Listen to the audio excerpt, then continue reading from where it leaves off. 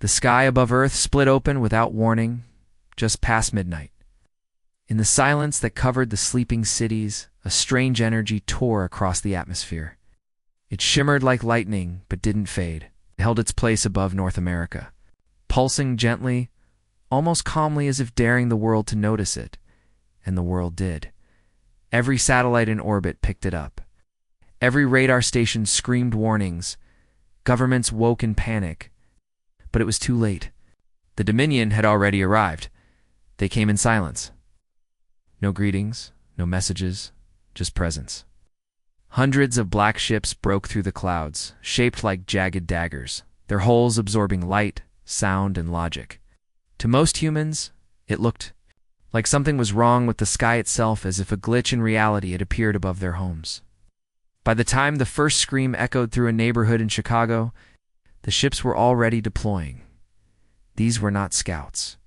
These were not diplomats. These were soldiers. It's the best the Galactic Dominion had, trained across hundreds of worlds. Experts in extermination, pacification, and conquest.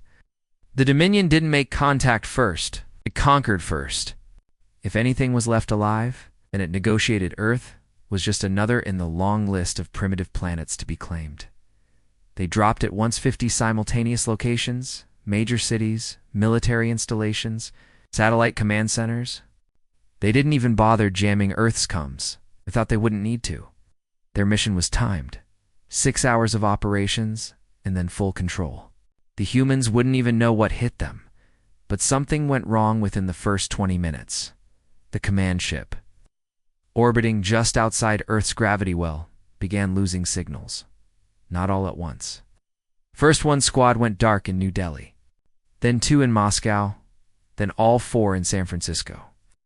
A commander aboard the Dominion ship ordered a data replay, thinking it was a transmission error, but the data didn't buffer. It vanished. The feeds didn't go static, they just stopped existing, like the devices recording them had been removed from time entirely. Still, the Dominion officers weren't worried. Every invasion had glitches. Planets always resisted. It made little difference. No one in the galaxy had ever stopped them before. They kept watching. Until the screaming started. It came through one of the last remaining channels, Unit Thatanine, deployed in a forest near Quebec. The squad had reported minor resistance. Human soldiers using outdated projectile weapons, quickly neutralized, and the feed turned shaky. One soldier pointed his helmet cam into the trees. Black shapes flickered between the branches. But when zoomed in, there was nothing there. Only trees. That's when they noticed something else. The bodies of the humans they had just killed were gone. No blood. No heat signatures, just disturbed ground, as if they had never existed. Seconds later, the feed went wild. Blurred flashes, heavy breathing, gunfire, and then one word. Shouted over and over in a language not of Earth, but it didn't matter. The fear was universal. The word meant run, and then silence. That was the last complete transmission. In under 2 hours, 47 Dominion squads went completely dark. The last 3 sent partial data bits of screaming, camera static, and strange interference that made Dominion language. Translators fail. One feed showed a human walking calmly through a street filled with Dominion corpses, unarmed and whistling in Earth's tune. Then the ship exploded. From the Dominion command ship in orbit. No hostile Earth's response could be seen. No anti-air fire, no visible defense. Just vanishing.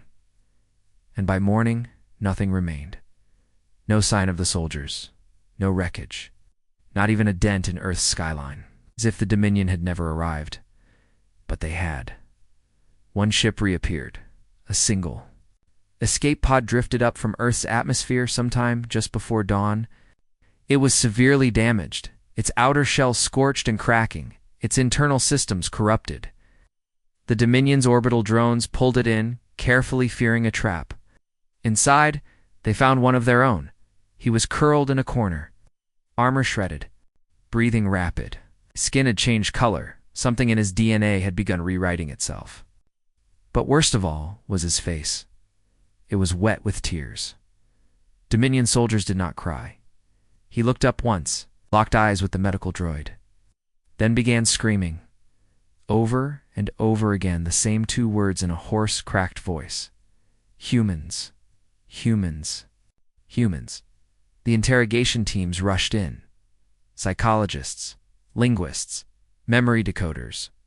But nothing worked. The soldier wouldn't respond to questions, wouldn't eat, wouldn't move, only screamed, and sometimes whispered, like a child speaking. Two invisible ghosts. He had seen something. Something that had broken him so completely, his mind refused to return, and then the medics ran tests.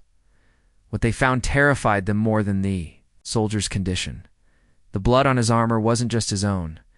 It belonged to something the Dominion had never encountered before. Nan-human, nan-animal. Something older. The DNA was twisted, coiled in impossible ways. Microscopic metal traces in the cells. Cold energy signatures embedded into the tissue.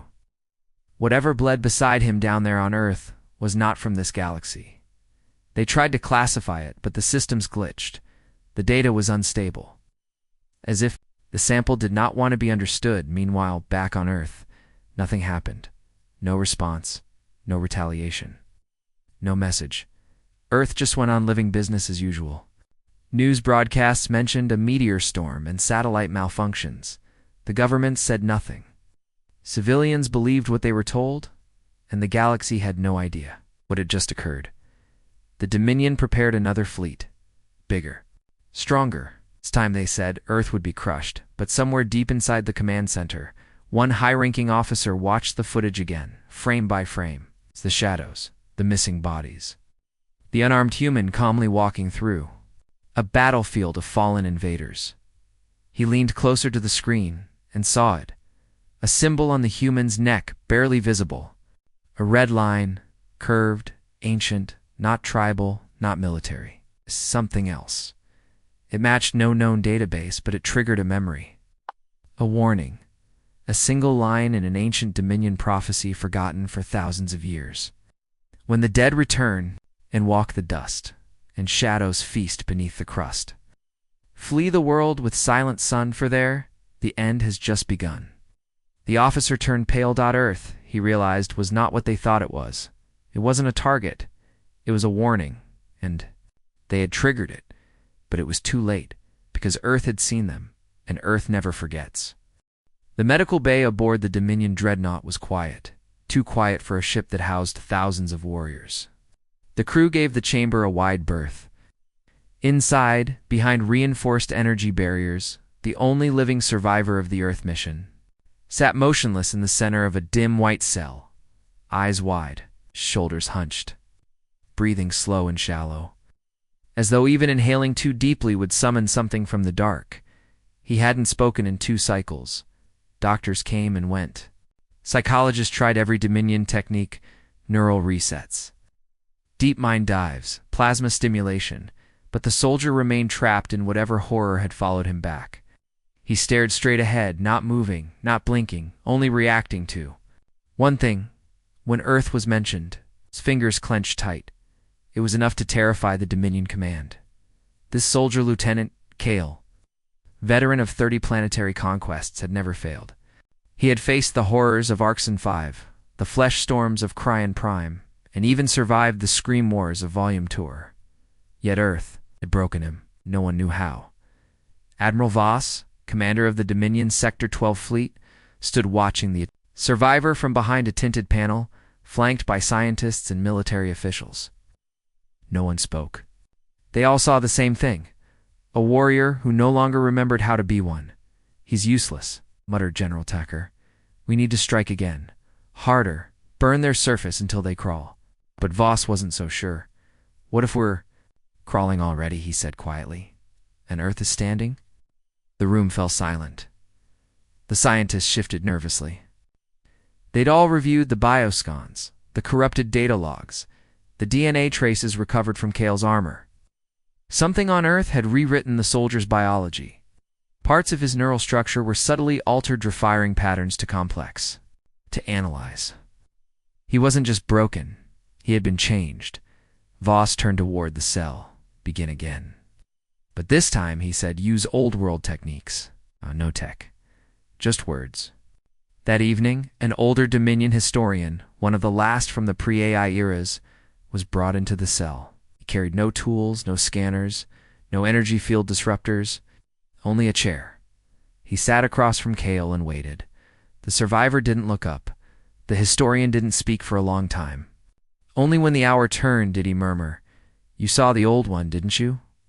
Kale flinched. His eyes darted to the elder. "They walked through your squad," the historian continued softly. "You fired, but the bullets vanished. They didn't fall. They didn't run. They watched." Kale's hands shook. The historian leaned in. They wore a symbol, red, curved. Kale jerked back in his seat, breath catching. He made a low animal sound, half snarl, half whimper. Then he whispered one word. "Awakened." The historian froze.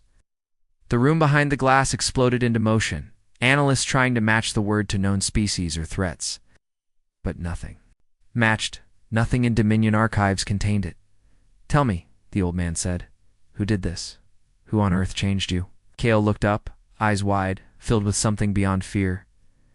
"They didn't change me," he said. "They revealed me." The lights in the cell flickered. In the control room, sensors began to fail. Biomonitors dropped to 0, then surged to impossible numbers. Kale stood slowly, his posture no longer the hunched form of a broken soldier. He looked taller, straighter. His skin pulsed faintly beneath the surface, and he smiled, but it wasn't his smile. Then he spoke again, in a voice layered with echoes not his own. "You tried to invade the wrong tomb." The glass shattered. Alarms screamed across the dreadnought. Emergency protocols kicked in, but Kale did not move. He stood perfectly still as containment troops poured in, weapons drawn. Voss stared at the monitors. "What tomb?" he demanded. "What is he talking about?" One of the analysts finally shouted over the noise. "We got something. The red symbol, it's ancient. It's not Dominion, it's Predominion, it's Terran. Old Earth. Like pre-metal era. Carved into stones in their deep crust. But this version, it's not public. It's not in any human archives." Voss turned sharply. "You mean Earth has symbols older than their history?" The analyst nodded, pale. Kale began laughing. Troops fired stun rounds. They passed through his body. He kept laughing. One of the soldiers screamed and dropped to the floor, eyes boiling, even though no shot had touched him. Another started convulsing, his armor splitting from the inside as if crushed by invisible pressure. The ship's gravity stuttered. Kale's voice echoed through the hall, not just the room, but across the dreadnought.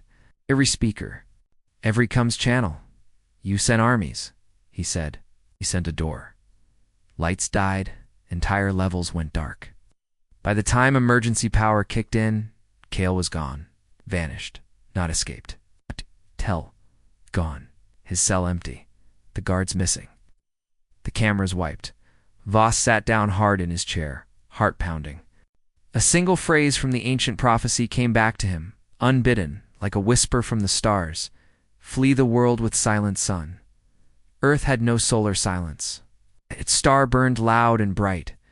But what if the prophecy wasn't about a sun? What if Earth itself was the silence? The crew tried to search for Kale, no trace. Scanners found no breach, no movement, no signs of transport. As if he had never existed. But every soldier aboard the dreadnought began to feel, watched. Dreams turned violent. Shadows moved wrong. Number 7 kept repeating across terminals and internal systems. No one knew why, and then every screen aboard the ship flickered the same image, a human figure in shadow, standing on a battlefield littered with Dominion corpses, the red symbol on their neck glowing like fire. And below it, in crude Terran English, this was the warning. The next will be war. Voss stood, fists clenched. Earth wasn't defending itself. It was testing them, and they had failed. The Dominion Armada regrouped in high orbit, their warships forming a defensive lattice around Earth. What had started as a quick domination campaign had turned into a crisis that defied logic. No resistance had come from Earth's military forces. No missiles. No fighters. Not even a political broadcast, but 12. Dominion squadrons had landed, and only one came back. Barely, the others vanished. Their landing sites gone silent. Entire cities swallowed by silence. No heat signatures, no human survivors, not even wreckage, just ... erasure, as if the land itself had risen and consumed them. Admiral Voss stared at the data as a slow chill. Crawled up his spine.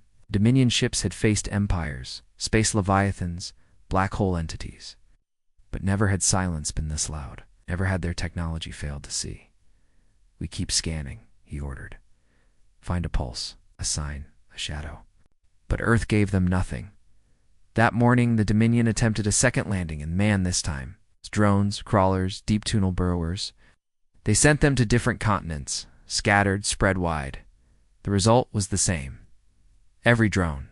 Feed ended after exactly 7 minutes. No warning, no sign of attack, just ... blackness. As if the drones fell off existence itself. A timer counting down their presence in our world. Scientists reviewed the signals and found something horrifying. The final milliseconds of every feed were corrupted by an identical whispering sound. Words that didn't match any known language. But when slowed down, ... it sounded like chanting. Not technological interference. Human voices chanting from beneath. The surface Voss called for full planetary scans, deep crust radar, oceanic sonar sweeps, magnetic resonance. What they found wasn't terrain. It was architecture, under the surface of Earth. Hidden beneath thousands of years of dirt, metal, and cities were patterns that didn't match human civilization. Gigantic symmetrical tunnels, energy echoes trapped. Inside bedrock, pyramids beneath oceans, and something deeper in the Antarctic crust. Dominion scanners picked up a heat signature, moving, pulsing, breathing. "It's alive," whispered one technician. "It's awake." Admiral Voss stood still for a long time. Then he gave the order. "Pull the fleet back. Earth is not to be touched." But it was too late. At that moment, Dominion vessels across orbit began malfunctioning. Shields reversed. Gravity fields stuttered. One warship suddenly lost all internal oxygen, no breach, no hull damage. Just absence. The crew suffocated, their bodies still frozen at their posts, eyes wide, blood evaporated. Then the screams began. Every ship. Simultaneously, not physical, not vocal, mental. Thousands of soldiers collapsed to the floors of their ships, clutching their heads. The Dominion species was telepathically advanced, but whatever had connected with them now was older, darker, and angrier. It wasn't a weapon. It wasn't a broadcast. It was a presence, and it was beneath Earth. Voss rushed to the command deck. The view screen flashed to life. A single figure appeared. Human, unarmed, standing, alone atop a crumbling rooftop in what looked like the ruins of Berlin. The sky behind him was blood red, clouds spinning unnaturally, as if the planet itself had become an eye. He wore no armor, no symbols, just a plain black coat, and a look that said he knew exactly what was coming next. Voss activated voice relay. "This is Admiral Voss of the Galactic Dominion. Identify yourself." The man didn't blink. "I am Earth's witness." "Happened to our squads?" The man looked past the screen, as if speaking to something far older than Voss. They walked into the vault. Voss frowned. "What vault?" The man raised a single finger and pointed downward. "The one we buried. The one you woke." Then the ground behind him split apart. Not cracked. Not bombed. Split. As though a zipper of reality had been. It's unsealed. From the chasm rose a structure. Metallic. Rotating endless angles and curves. Bending space around it. It didn't look built. It looked grown. And at its center pulsed a red. Sigil had spoken of. A curved symbol older than any. Earth. Language. The man spoke again. "You didn't land on Earth." He paused. "You landed on a prison." The signal cut. The stars dimmed. Every Dominion ship in orbit experienced a simultaneous blackout. For 11 seconds they lost power, vision, and gravity. When lights returned, the red sigil was etched into every ship's hull, Then the inside panic spread. Some commanders wanted to fire. Others wanted to run. But Voss knew neither option mattered now. Something had changed. And then, first voice came. Not through their systems, not through the ships, but inside their minds. It didn't speak Dominion. It didn't need to. The emotion. It carried cold, infinite rage translated across all languages. You fed us warriors. We hunger still. Voss staggered. His hands trembled. What are you? The voice replied from every shadow. We are the last truth. Suddenly Earth's surface began to shift. Great towers of obsidian metal pushed up from the crust, like fingers rising from the soil. Cities fell around them. Oceans boiled. No humans fled. No humans cried out, because there were none. Earth was empty. Evacuated. No. Transformed. Every human signal was gone. No life signs. No cities. No movement. But Dominion sensors still detected minds. Millions. Just not human anymore. There was a silence that settled over Earth-not, the absence of noise, but the kind that smothered thought itself. The kind that made even alien machines hesitate before transmitting another signal. In the Dominion command deck, Admiral Voss stood motionless, watching the swirling image of Earth below. It should have looked like a victory, but now it looked like a warning. 12 Dominion landing squadrons gone, entire cities silent. Orbiting ships marked by a sigil, no Dominion. Database recognized. And Earth, instead of fighting, had simply shifted, changed, as if responding to something older than war. And now the humans were missing, not dead, not destroyed, just gone, except they weren't. Across the planet, Dominion scanners began detecting energy patterns. Biosignatures too. Scattered, too faint to identify until they moved. One in South America, another in the mountains of Central Asia, then 3 more in Africa's deep underground. Caverns, hundreds, then thousands. No heartbeats, no life signs. Yet the patterns moved like living things, and with every scan, their shapes changed, not randomly. Not evolving. The humans hadn't fled the invasion. They had become something else. Voss gathered his high command. His second-in-command, Kelver, leaned in, staring at the reports. This... Transformation, Kale said, voice thick with dread. This isn't a mutation. It's like they're adapting to something we can't even see. Voss clenched. His jaw. We thought they were hiding from us. But what if they were preparing for something else entirely? Kale tapped the screen, enlarging the thermal scan of Earth's crust.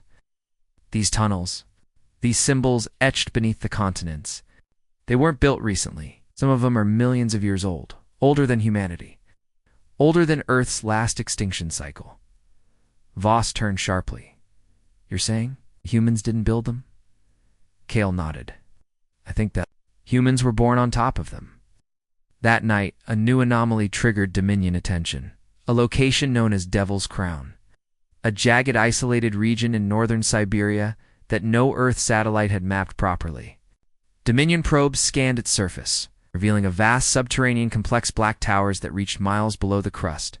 Inside that complex, humans or something close. Not screaming, not hiding, meditating, standing in perfect rows, eyes glowing.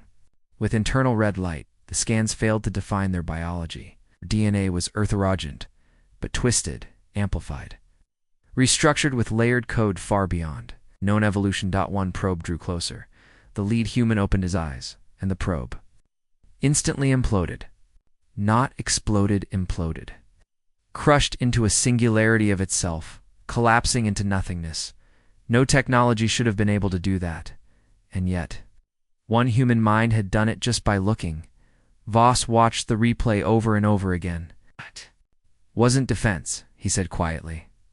It was command. So the human knew what the probe was, knew it was watching, and removed it. Kale shook his head. How could they do this?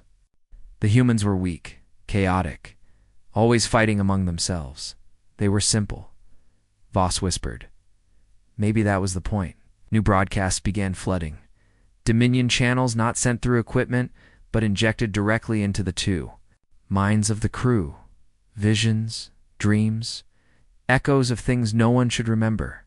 Endless red skies, oceans boiling into clouds, towering monoliths watching silently as galaxies collapsed into ash, and always, at the center of the dream, a human, a single, unarmed human, eyes glowing with that same buried light standing between.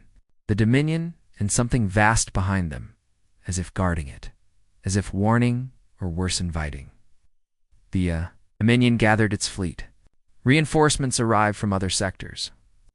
1,000 warships, millions of soldiers. They would burn the planet if they had to, wipe every trace of this madness, seal whatever crypt they had cracked open.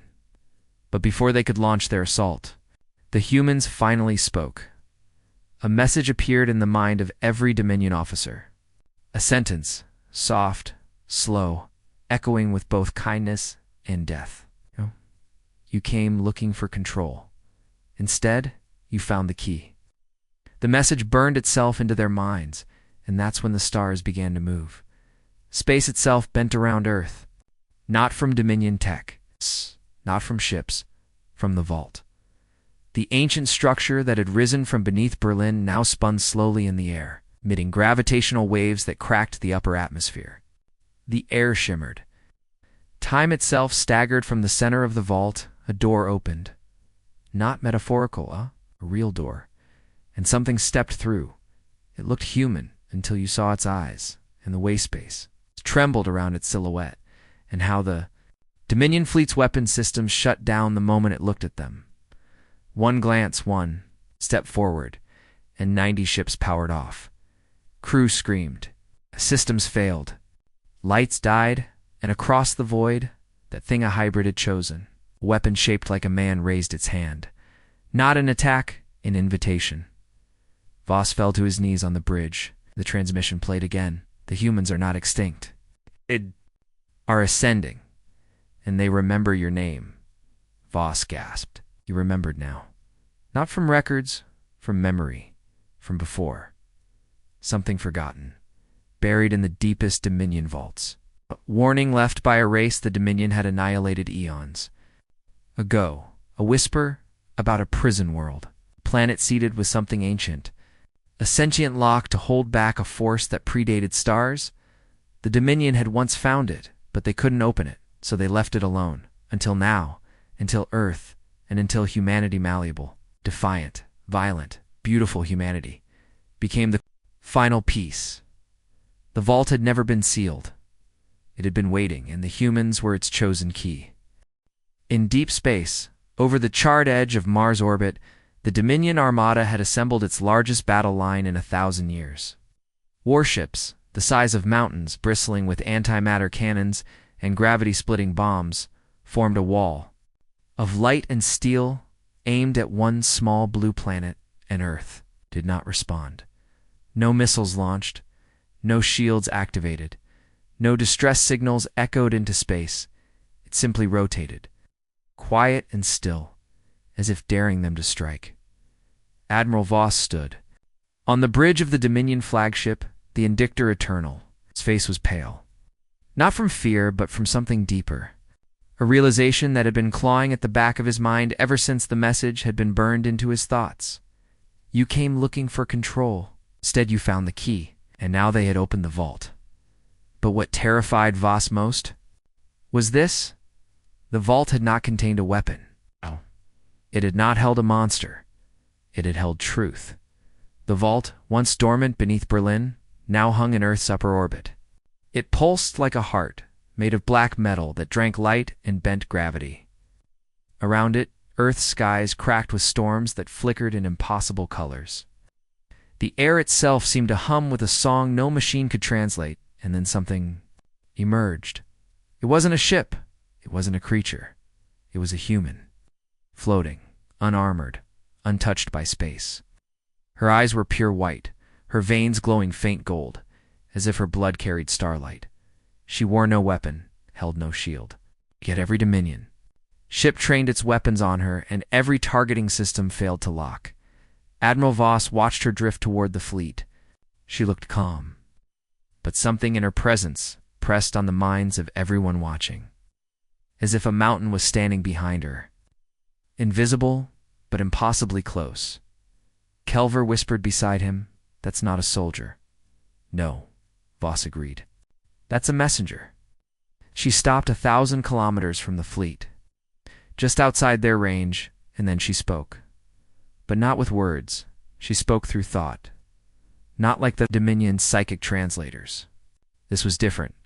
Older. Purer. "You are not the first to try," she said, and her voice carried through every ship. "And you will not be the last. But you will remember as they did."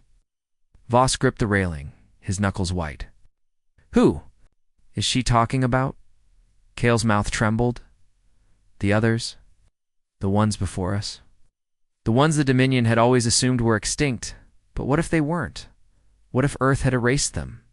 Behind the floating woman, Earth itself began to change, not physically, but spiritually. A field spread out from the vault, not energy, not gravity, intention. Suddenly, every crew member across the Dominion fleet felt something watching, something massive, ancient, and deeply intelligent. Images flooded their minds, memories that weren't theirs. Cities built inside black holes. Beings made of light and sound. War that tore 1,000 galaxies in half. And always at the center, the same presence, Earth. Not as a planet, as a prison.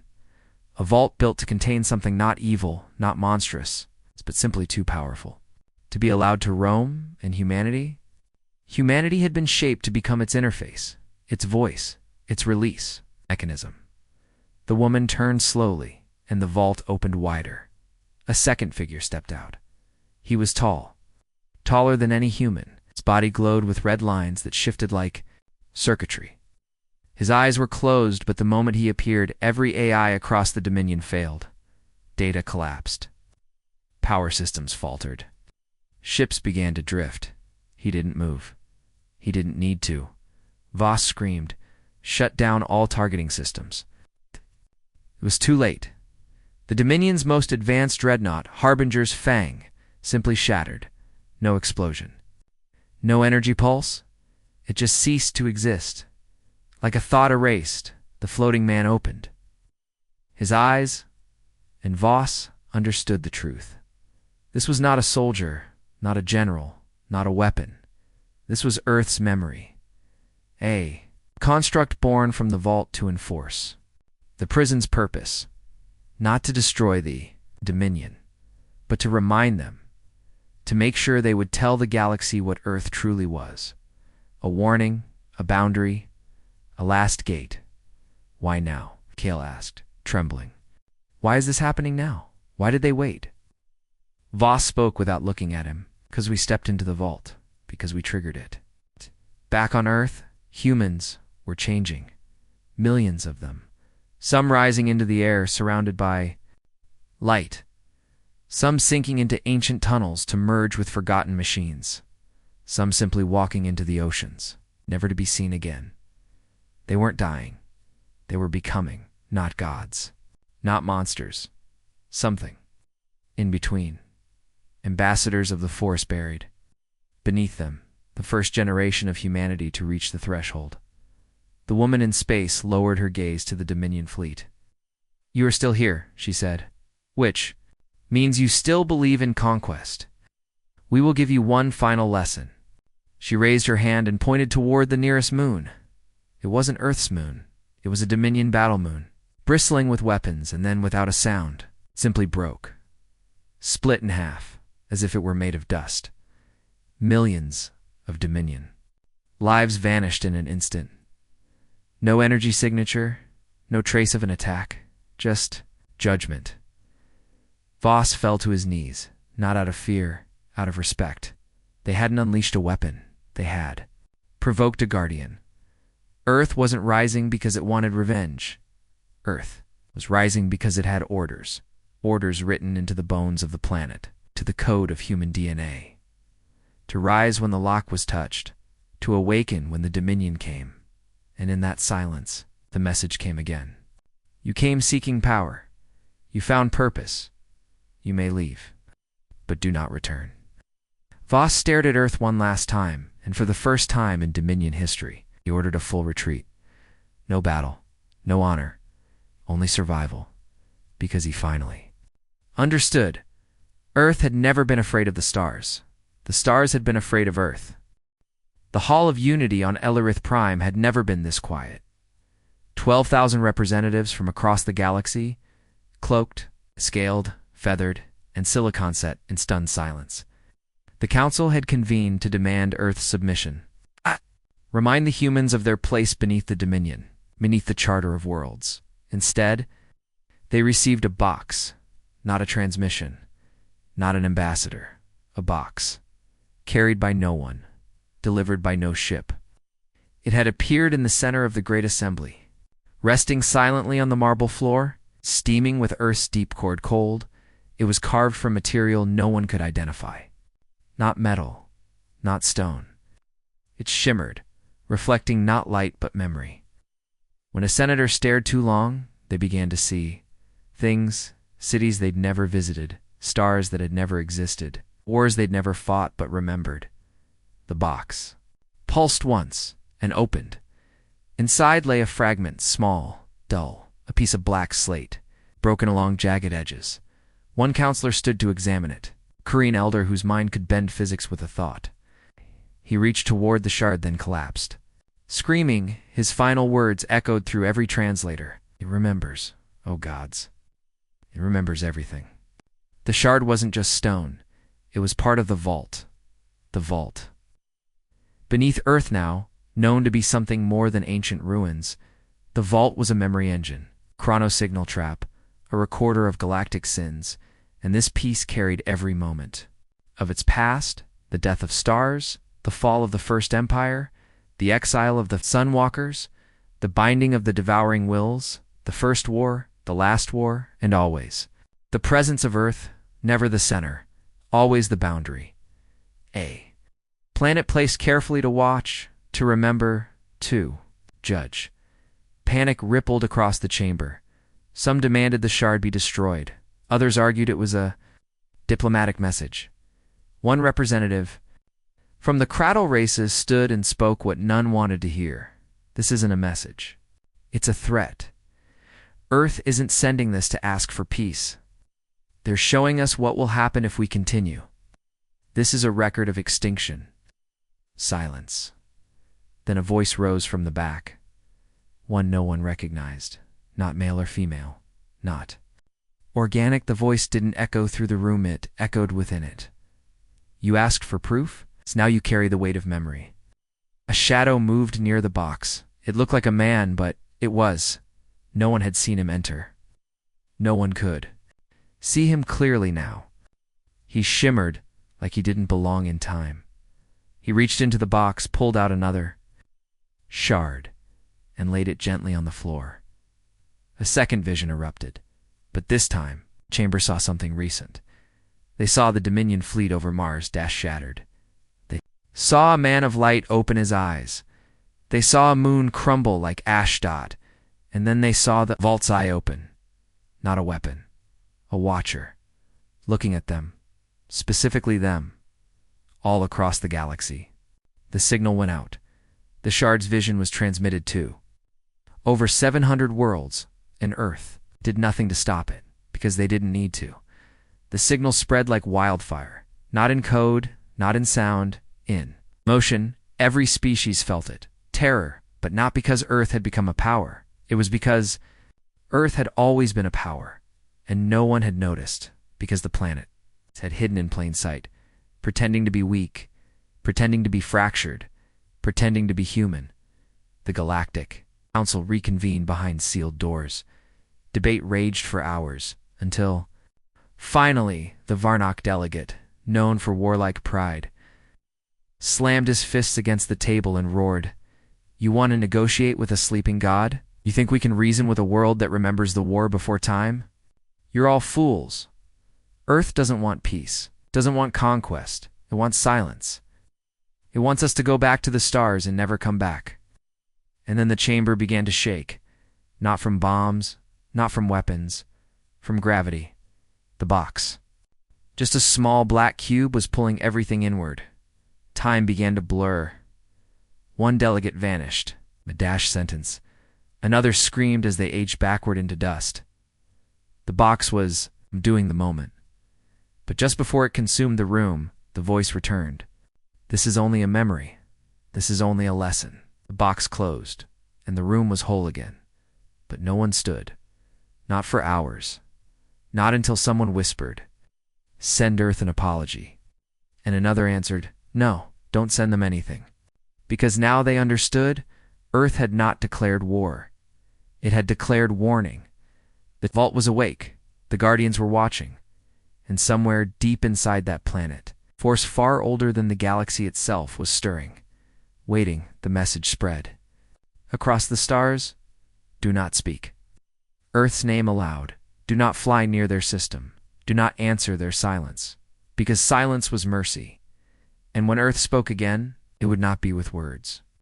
They came back broken. Shattered minds. Torn flesh. Its suits sealed with hastily applied patches. Their ships limped into orbit like ghosts dragged home. The once proud expeditionary fleet of the Galactic Dominion now returned with only 4 vessels.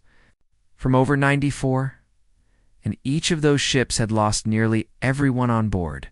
They had gone to Earth with banners raised, weapons primed, and arrogance in their hearts. Now, they hovered above the edge of Dominion space, begging to be let in. Inside, the flagship Valor's Roar, Captain Azaric of the Arkan Elite, was barely alive. Once praised for burning half a rebellion in a single sweep. Now he lay on a medical slab, restrained, eyes wide and unfocused. He repeated the same 3 words for hours. It watches us. No one believed him. Not the Dominion Command. Not the Council leaders, not even his own family. The official story was controlled from the start.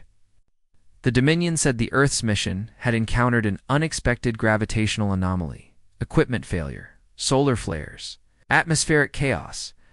They refused to use the word ambush, because if they admitted Earth had struck first, it meant Earth had known they were coming.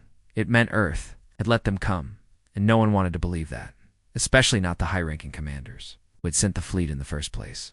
Their pride was a fortress built on Lyzand.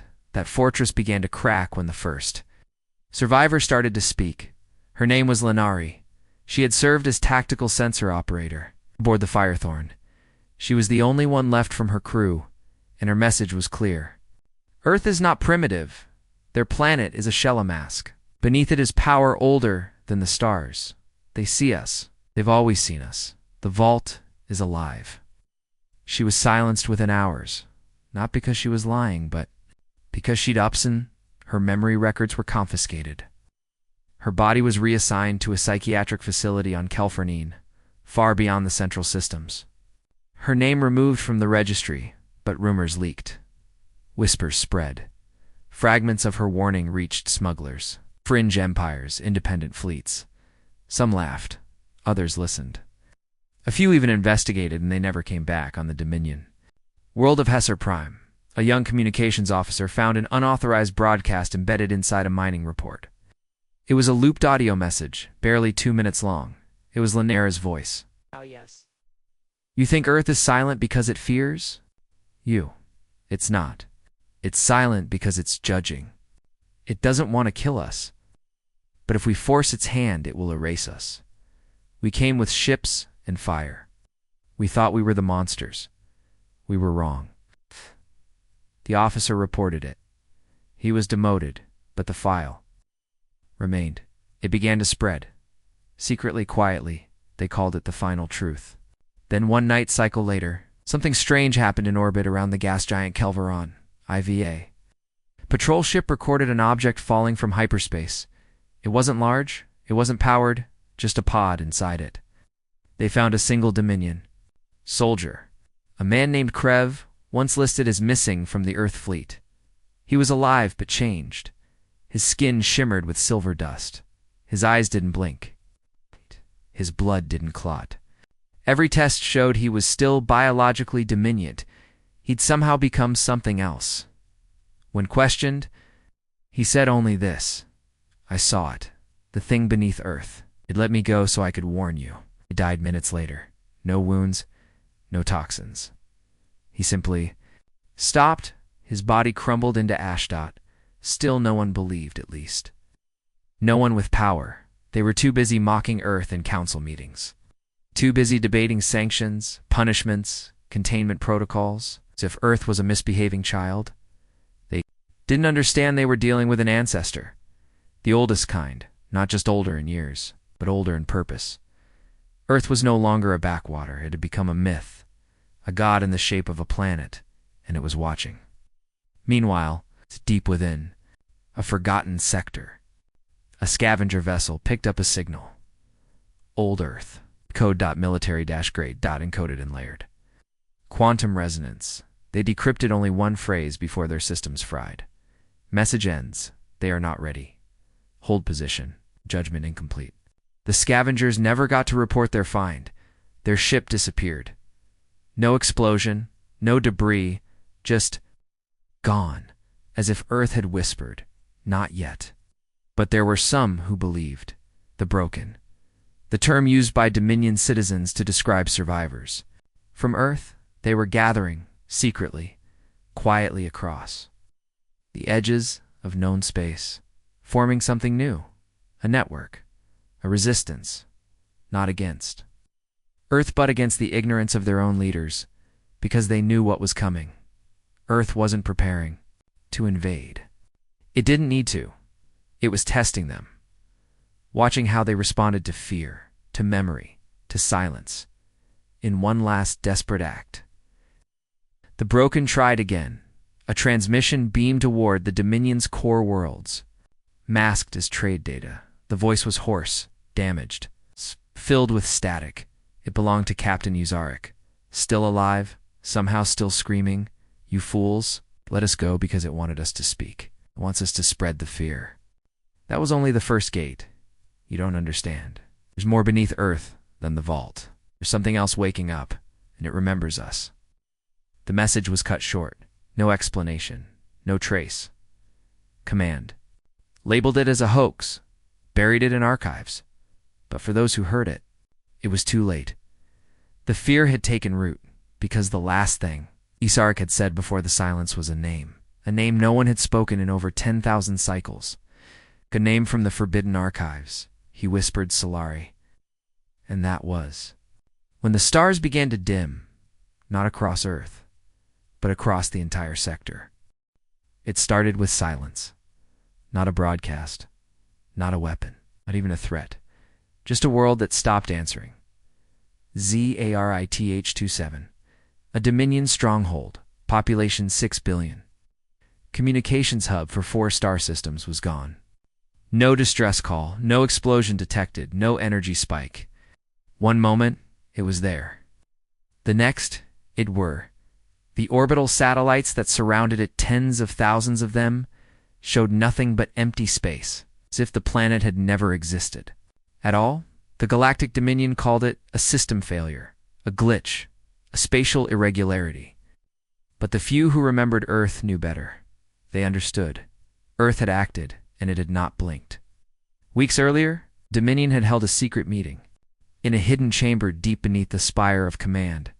The Council of Five, those ancient minds who governed from the shadows, had grown tired of fear, tired of whispers, tired of letting Earth breathe. They wanted revenge, not caution, not observation, action. And so they chose Zareth 7.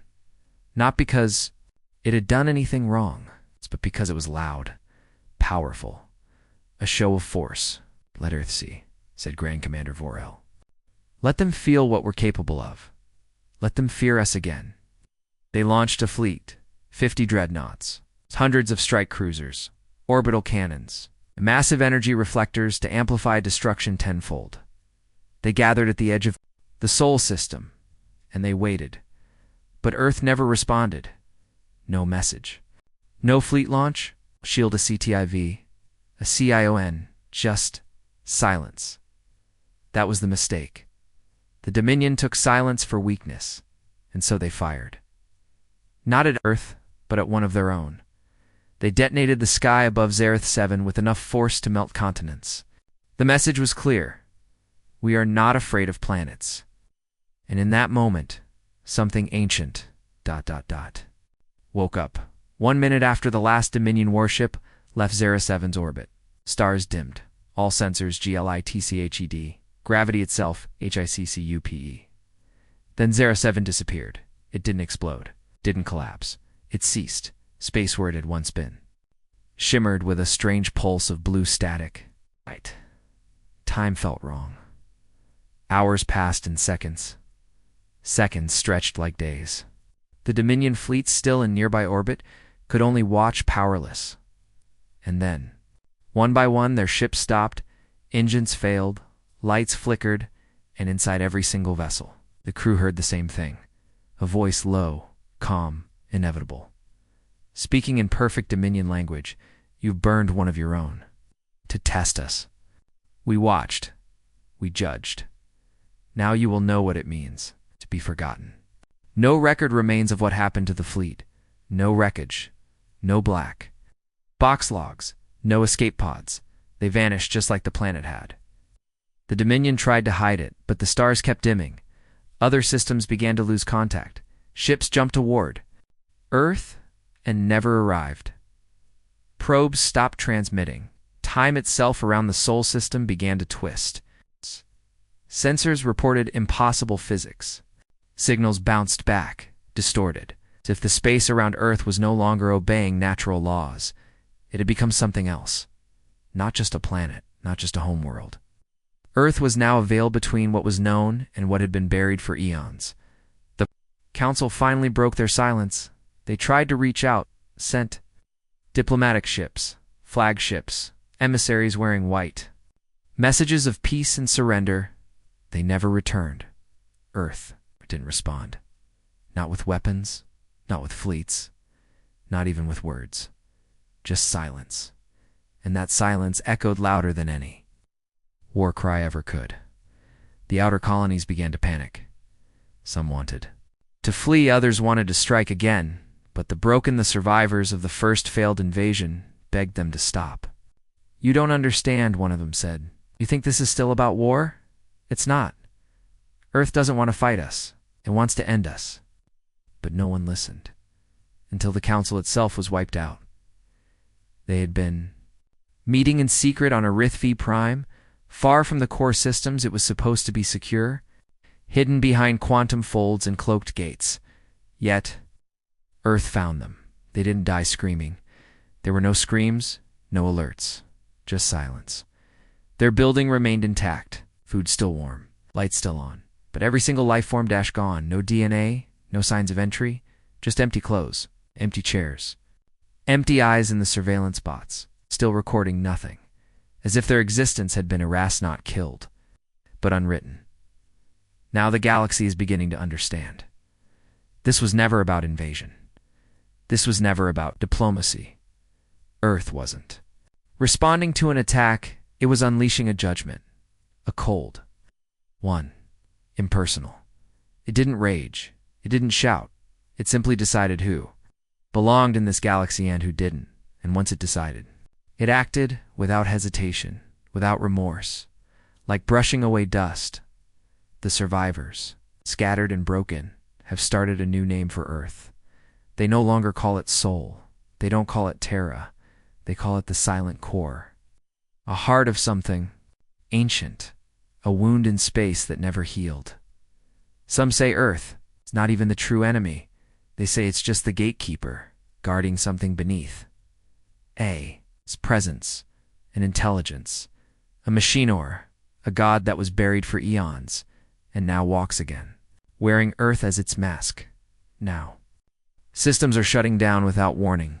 Languages are failing to transmit. Quantum keys melt into static, and across every known world the same phrase appears, burned into screens and minds alike. Your cycle ends. And beneath that, humanity. Watched. Now it remembers. No war has begun, because no war remains. Only silence, and the slow, creeping realization that Earth is no longer a planet in the galaxy. It is the judge of it, and the verdict has already been passed.